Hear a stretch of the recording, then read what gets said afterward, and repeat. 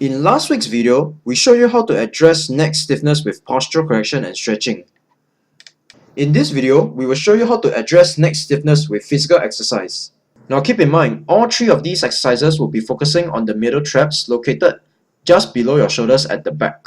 The three exercises that we'll be covering today are the bent over row, the one arm dumbbell row, and the close grip lat pull down.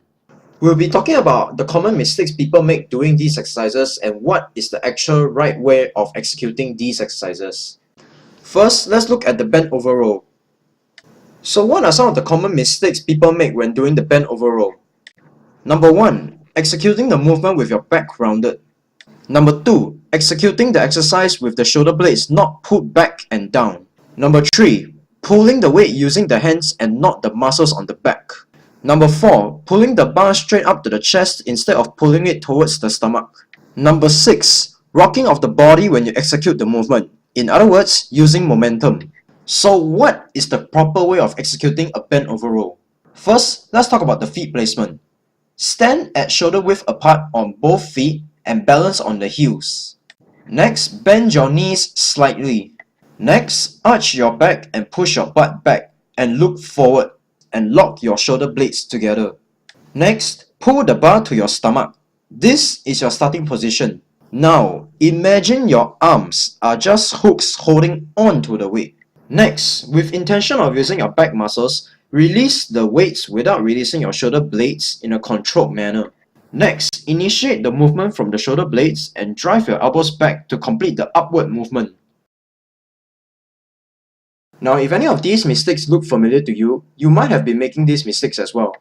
Now that we are done with the bent over row, let's look at the one arm dumbbell row. Similar to the bent over row, two common mistakes people make doing the one arm dumbbell row would be rounding their back and not pulling the shoulder blades back. The third mistake that people make doing the one arm dumbbell row would be not having their neck in a neutral position. The next mistake people make doing the one arm dumbbell row will be pulling the dumbbell straight up to their chest. Swinging of the arms and subsequently the body is also another common mistake people make doing the one arm dumbbell row. So how do you correctly execute the one arm dumbbell row? Start by placing one hand and the knee on the same side of the body on a bench. Next, arch your back and pull your shoulder blades together and look straight while engaging your abs a little bit. Next, pull the weight up to the side of your stomach. This is your starting position. Next, ensure the elbow is pointed out slightly and with intention of using the back muscles, release in a controlled manner without releasing your shoulder blades. Similar to the bent over row, initiate the movement from the shoulder blades and drive your elbows back to complete the upward movement. Now let's move on to the last exercise, which is the close grip lat pull down. Now the first mistake that people make doing the close grip lat pull down will be gripping the bar a little bit too wide than intended.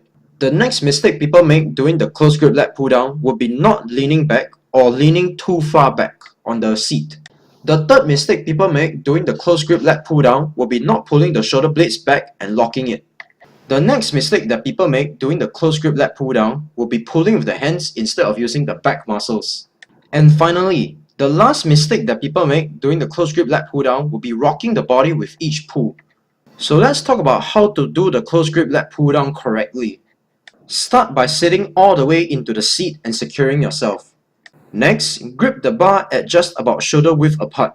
Next, lean back just a little bit and engage your abs. Pull the bar down to around your eye level and pull your shoulder blades back.